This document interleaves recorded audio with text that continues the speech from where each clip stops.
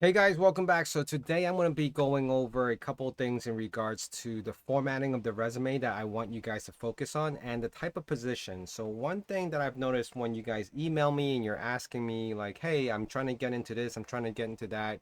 And I'll give you examples of like, "Hey, I'm trying to get into the SOC or I'm trying to get into GRC or I'm trying to get into pen testing." So how do you lay out your resume?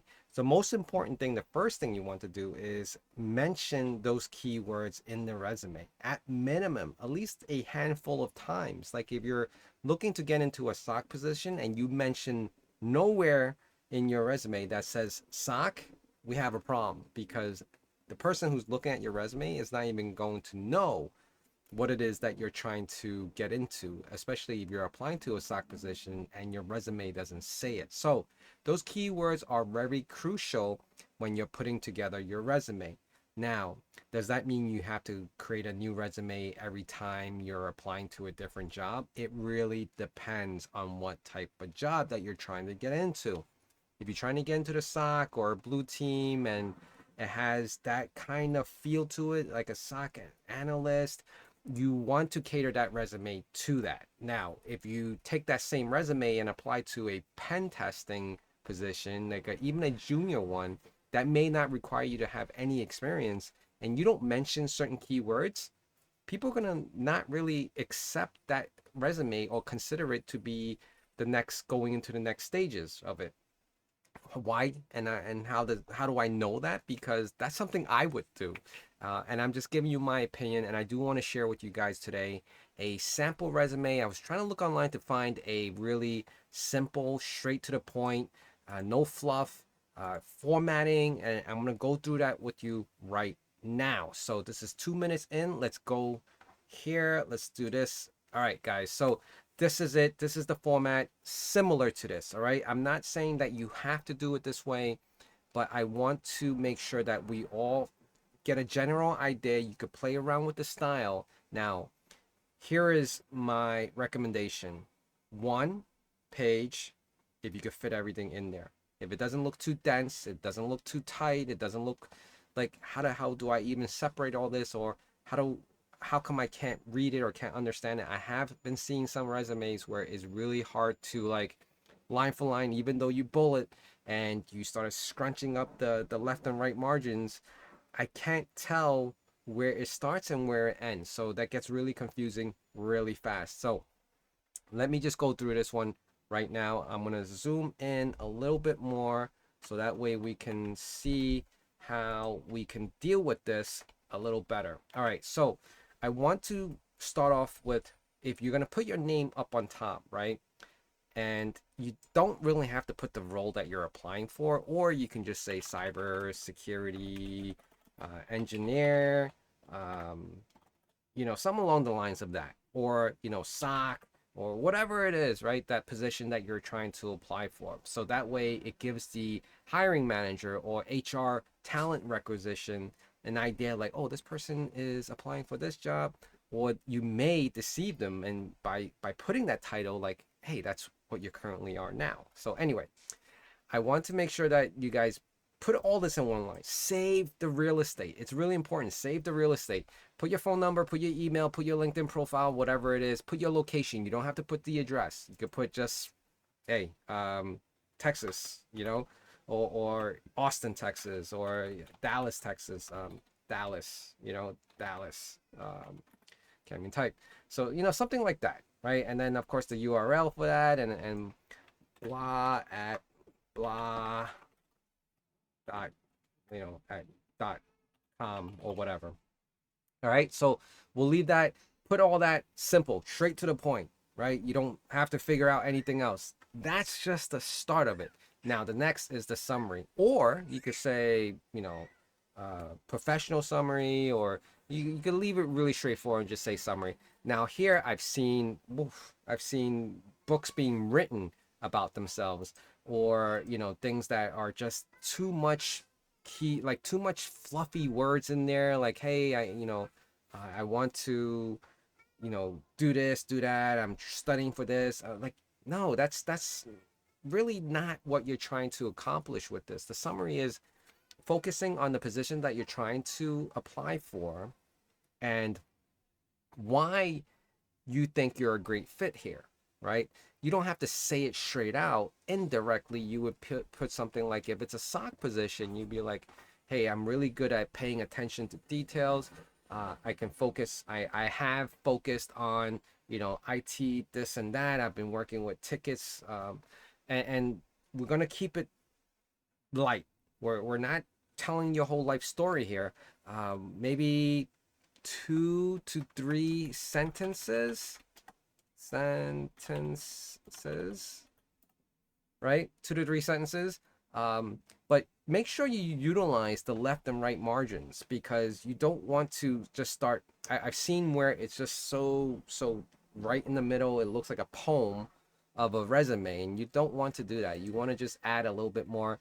I would say for the summary about yourself or for the position, utilize chat, utilize Pilot, type something out in your own words, have chat or Pilot uh, look over it, revise it, then you go back and put your touches, your personal touches to it. Okay, so let's do that. We'll keep it at that 2 to 3 sentences. Now make sure we're going down the list right now. So your name and the title that you're trying to apply for, and those are all the basic information. Summary, you cannot mess up. Why? It's because it's you. It's basically you. You're telling us a story in 2 to 3 sentences. All right. Don't put one, because it just looks empty. Like, did you even try to put effort into this? 2 to 3 sentences, sums that can sum you up perfectly without any questions, any additional questions beyond that. Then we'll start going into your skills and your experience and your education and so on and so forth. All right. So 2 to 3 sentences is fine. Now, here I like, for my personal preference, and I'm going to tell you the truth, is that this similar format has gotten me, besides the fact that I can probably speak a little bit more engaging with the hiring manager or the HR talent, is that you have to sell yourself. The paper is the advertisement, right? Let's just say the paper is like a flyer or a postcard for a comedy show, right? You never heard of this guy, you don't know who he is, and he decides to have a comedy show in your area, in your neighborhood, and all you have is this flyer to go by. You have no idea who he is. You can't look him up. There's not a lot of information out there. And so you take his resume and you say, oh, he looks pretty funny on this postcard. Let me go attend this show. And that's the process. That's the time where the interview comes in, right? You have to sell you. The comedian on this flyer has to, or the salesperson, whoever it is, right? Well, I'm using the comedy show. The comedian has to deliver their punchlines accurately, engaging, humorous, and I want him to come back. I want this person. I want him to be a part of us. That's what this resume is all about. So just make sure you understand how crucial the resume has to sell you, and then you have to go and present yourself, and that's another skill that you have to have. The resume itself is not going to be the end all be all. It's you on top of what the resume has said that it was going to deliver, right? If the resume delivered and you don't, there's a there's obviously a gap in between that, right? But if the resume delivers and you sit through the interview and you are able to engage and deliver and speak, which I'll do another video on, then that's the package that I've been talking about. All right. So when you guys list out skills, I want you to list out the key components of why you have this position in mind. If it's a SOC position, I'm going to keep on using the SOC example. I don't want to know about how you ran or managed the ice cream machine at McDonald's. I don't want to know how you were able to clean the air conditioning at your last job, or sort out the cans at the supermarket on the aisle 7 or whatever it is. I don't want to need I don't need to know that. No one needs to know that. It'll be great if you're in that industry, which is the food industry, or it has any relevance to the position. Now, I'm going to take that back. Every skill that you have has to be relevant to that position. All right. So if let's just say, for example, you are applying to a fast food chain. All right. Let's just say we use that example as McDonald's. And because I already made a comment about it, you still list out all your technical skills for that cybersecurity position, and you may be able to throw in something in there related to the food industry, or the fast food industry, and that may highlight your knowledge and on a technical aspect, because that's the role that you're applying for. I don't care that you were a cash, you manage the cash register at McDonald's, unless you were managing the POS system at McDonald's on a security level or on an IT level. And what does that mean? Meaning the cash registers, which is most of them are the point of sale machines at McDonald's, where whether it's the kiosk, they're all technology based now. So if you ever had any hands in that, you can list that here. This is the skills that you have because you worked with it. So here you can see even the samples were tools or technology, the skills that you have. What tools did you use? Wireshark, Nmap. Uh, what else was there? Any like DNS tools, or any tools that you used in your organization that's relatable to like EDRs, antivirus, and things like that. The skills, or project management that you had, things like that. But do not write sentences out. We're looking for keywords. These are keywords that people are going to start looking. And what you want to do is start looking at the skill set that the job description is asking for, right? Incident response and things like that. You want to list that here if you do have it. Not saying to lie, but utilize the job description to fit your narrative and put the proper skills. Okay? Now, here is the tricky part. Experience is tough because a lot of you guys who are viewing this right now may not have the experience, and you're trying to apply for a cybersecurity job. But on the flip side of that, your education may relate to the position because you're taking cybersecurity, or you're taking some type of IT related field of studies. Um, and you're trying to make that stand out more, right? So here's what I've been suggesting, and here's what I've been telling people, is that if you have no experience and you obviously want to list that you're currently working, put the experience that you have and try really, really hard to think if you encounter using any type of technology in that field, in that current experience, or their past experience that you've done work with, right? But we're not going to highlight that because the hiring manager or the HR person is not going to care that you were a shoe salesman working with Al Bundy. And if you guys don't get that joke, you can look up Married with Children. All right. What you want to do at this point is, if you have a field of studies that your education, whether it's in school, bachelor's degree, or a master's degree, put that into the education and bring the education to above the experience, meaning swap these two around. Okay, swap these two around. So that's what I'm going to say right now, is that you swap the two. So here I'm just going to give you guys what I'm talking about. So what you want to do is take this education, because you have the cybersecurity studies and experience, and that's basically where your experience is coming from because of your field of study or your current schooling. You want to swap it and put it here, right? And if you have any other type of experience that's not IT related, you want to bring it down here to replace it with that. So it's basically just a quick swap around, and you want to just do that. Okay. And the reason why is we want to highlight, because we want to visualize when the hiring manager or the HR talent requisition is looking at your resume, the first items that is going to stand out to this person is your knowledge of cybersecurity. And because we're focusing on SOC specifically, we're looking at keywords, right? So your education is going to have words in there that it's going to relate to the SOC. All right, don't forget that. So even in your skills, again, we want to somehow incorporate the word SOC because you're looking to fill that position. And the reason why we're doing this is because they're going to see it once, they're going to see it twice, they're going to see it more than a couple of times. Say, hey, this person seems like he has experience in SOC, right? It's pretty obvious. So and then one thing we also want to mention, let me just clear all this.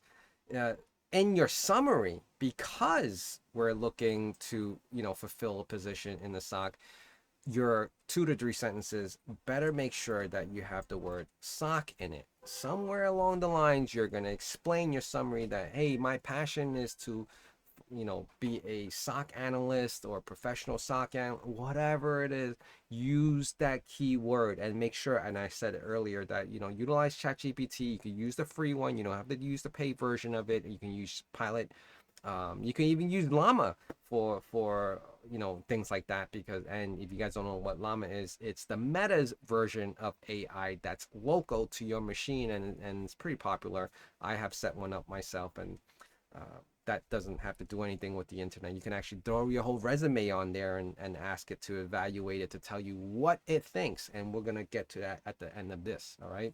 So clear that. Let me just go back here and let's go down to training and courses. Now, this is really crucial. And your training and courses is what you want to do is to pretty much enhance your skills and to enhance your education.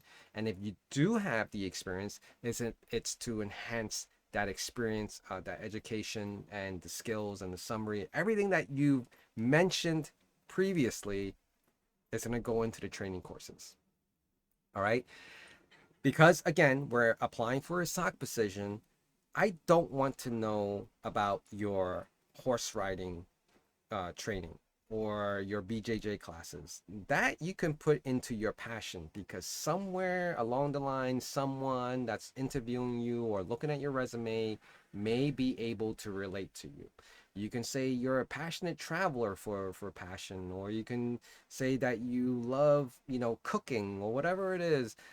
But I would steer clear of any political or anything that's debatable. All right. Let's just don't say things like, hey, my passion is to go out, run out on the weekends to join this protest because I'm very, involved in it. No, no, you don't want to mention any of that.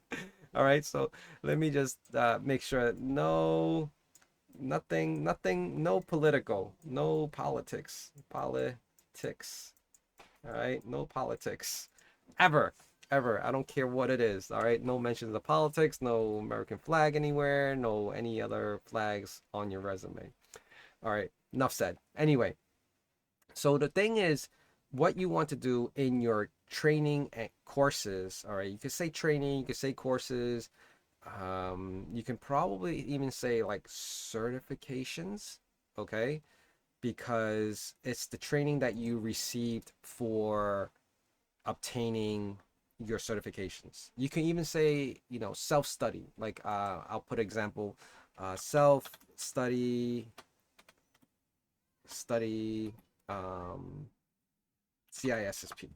All right, self-study, or if you earned the certification already, and I'm just putting it this way, what you can do is list them down line item by item. You don't have to put bullet points for every little thing. I would say I personally would only keep the bullets only for the job experiences that you have. So the company name, like, I would say Amazon, right? You worked for Amazon and your title was service delivery, whatever, delivery manager, right? And then you put the bullet points, and then you put your line item experience. Now, here's the key thing. I do not want 10 different things that you've done in your past experience. The one way I do my resume to reduce the amount of, pages, and I keep it to a minimum, like a maximum, sorry, I keep it to a maximum of 2 pages, is putting the past experience. I take the top 3 because I have so many experiences, and it's all relevant to the type of work that I do. I put top 3 experiences for each job. The things that I've done for each job that really stands out. 3, just 3. I know it's difficult. 3. Some of your resumes, you put like 10 line items, 10 bullet points for a past experience that you've done 5 years ago. It's no need. It's a lot of it. It's probably irrelevant already. I don't or need to know about your Windows 3.11 experiences or Windows NT or Windows 95. Irrelevant. Irrelevant. You want to keep it current. You want to keep it up to date. You want to keep yourself young and fresh. All right. That's the key word right there. You want to keep yourself young and fresh. And that's why we're doing this, young and fresh. So you ask CyberHack, so when do I put more bullets for a experience or for a work that you just did? If you're still in the role, I personally would put 5 to 6 that will highlight the main goal of what you're currently doing and why you're still there, and how much that you're bringing to the table, right? Because hey, this is what CyberHack is doing now at this position, and he's doing this and this. We can utilize that, right? I project led a blah blah blah. I am actively focusing on building this out. One thing you need to do when you're putting a present experience, meaning like if your location, not in the date period, that it's like it's whenever you started the position from 2019 to, and you put slash present. One thing you want to make sure that when you word all these bullets is that it's present tense. And when I say present tense, means things like now, right? Active, now, and active. It's current. I'm focusing.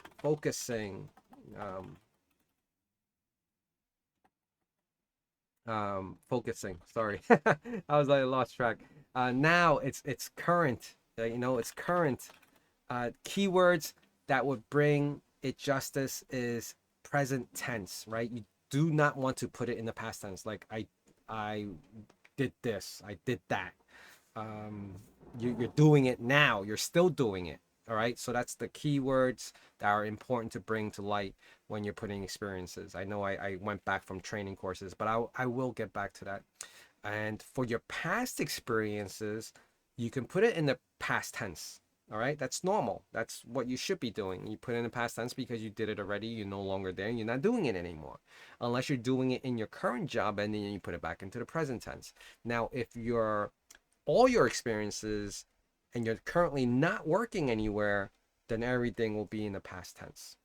Simple? All right, good. So training courses, self-study CISSP, you could list out future certifications that you're planning to take.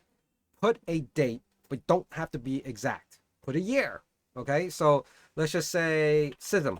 I would say 2026, right? They'll look at it and be like, oh, okay, so you're planning to take the CISM, right? It's a training or a course that you're probably studying for now, but you don't have to elaborate so much, right? You just put that, and if someone finds any relevance for the position because you're taking a CISM exam, but for the SOC, probably not. Blue Team 1 would probably be relevant, but you haven't passed it yet, or haven't taken it yet, or you're planning to take it. You can say currently, um, currently, a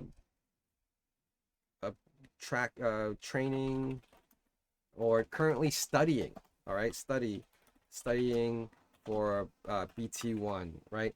Now, I will not put BT1. I think someone put that and I saw it. I'm like, what is BT1? And it was Blue Team 1. So I finally figured that one out when I looked it up. And write it out. Just write it all out, right? Blue Team 1 or whatever it is, okay? Blue Team, Blue 1 or whatever it was called. Anyway, if you're going for a pen test, PMPT, if you have that certification, you could put it, obviously, if you have the certification, just put it the way it is, right? Security plus. A lot of you guys, do shorthand. I know, I understand, as Sec plus. Just type it out. It's just more professional when you type things out. Don't assume that every person that's going to look at your resume understands every abbreviated letter that's on your resume, okay? Because not every person that's going to look at your resume is a cybersecurity professional and may not know the lingo, right? Simple. So it's not that hard to type out security plus. But things for like CISSP, CISM, CEH, put the abbreviated exam letters. You don't have to spell out the whole CISSP, because if you do, and you do that for every other certification that you're planning to take, it just takes up too much real estate. I believe, and I know, most hiring managers and or HR knows the abbreviated exam titles opposed to the actual abbreviated, what is abbreviating, which is the whole words that make up the abbreviated, CISSP or CISM. All right, so just saying, PMPT, you don't have to spell all that out. You can just put it the way it is. OSCP, again, a lot of hiring managers and recruiters and whoever's looking at your resume is going to know the abbreviated exams, because those are the most popular and the most active, and that's probably what they're seeking for. All right, so don't throw them off by putting full words. The software that they may be using to source out your resume may not pick up on those. They may only pick up on the keywords of the exams itself. Okay, so that's why it's really crucial that you have to put more relevance into your resume, so that way if an AI is sourcing your resume, it'll pick you up. If a human eye is sourcing your resume, it'll pick you up. So things here, like you could put, again, you can use the word SOC here, right? You don't have to put Security Operations Center. You just put SOC, because that's what everyone knows as what it is. It's a SOC. You can here, and you can also do that here. Your education, maybe, but you already have SOC here. Let's for example, SOC here, experience, you're gonna put somewhere along the lines, if you can, put SOC. But if you can't fit it in somewhere in your experience, that's fine, because you haven't dealt with it. But your skills, for sure, you can put SOC. For a summary, for sure, you could put SOC. And for the title of the position, you could put SOC. That's 1, 2, 3, right? 4. And even in your passion, you may be able to say something along the lines of building a SOC lab, right? Easy. So that's what I wanted to go through right now. Is I want you guys, you don't have to follow this template to the T, but minimize the amount of words that you would use. Make it straight to the point. Remember, like I said, this is a flyer for yourself to sell yourself. You're gonna put on a big show, and you're just throwing out flyers to all these different people. Someone's gonna bite. Someone's gonna look at it and say, "Hey, I want to see this person. This person looks pretty entertaining," and they're gonna call you in, right? They're gonna book a showing, and they're gonna sit down in front of you, and you're gonna present. You're going to do your act. And when I say act, you're not faking it. You're actually doing what you actually know, and you're speaking about it. So remember, there's 2 parts. You have to sell yourself. After you have your expensive flyer put together, and someone's gonna pick it up and say, "Hey, I want to call this person because this flyer or this advertisement looks really interesting, and I find this individual to be really intriguing." So that's where we are right now. So in short, Make sure to use the keywords in your resume. Make sure your formatting is not all too tight and not all expanded out. uh, your experience is listing out present tense if you're still there, and if it's active you could put 5 to 6 bullets for that position, and anything else after that you could probably put three or highlight the three, right? Unless there's real significant experiences that you had in your jobs that you worked previously that's relevant for the new position, then put it in. All right. And again, I'm going to say that sometimes when you're applying to different jobs, they may ask for different requirements, and that's normal. A lot of job description is going to detail out exactly what they're looking for. So when you're putting together this resume, you have to kind of cater it to these individuals that are looking at it. Do you have to have a new resume for every single type of jobs? No. Should you have different variations of your resume for different types of positions in cybersecurity? Yes. Is there a generic all around one that you can use for most of them? Of course. So hopefully this helped you, and hopefully that this was informative enough for you guys to work off of. Look at your current resume and then watch this video and then compare what I said to what you have. If you were looking at a pen test position, does anywhere in your resume have keywords such as Nessus or pen test or Nmap, which is really crucial for pen testing, right? Does it have any of those highlighted, and does it highlight it more than once? If you're applying for a SOC position, how many times have you mentioned the word SOC, blue team, or incident response that's similar to certain roles that a SOC analyst would do? If you said none, then work on that resume before you send it over to me. All right. I want to thank you guys for sitting through this. Hopefully, this helps you out a little bit more. This is a free resume training, I guess. And, I want to mention again, I did set up my coffee, free coffee. If you want to buy me coffee for doing things like this, it helps me out. Or just hit that like button and subscribe to the channel. I will be putting out more videos, and I appreciate you guys being here. And I'll take care, and I'll see you guys again really soon. Bye.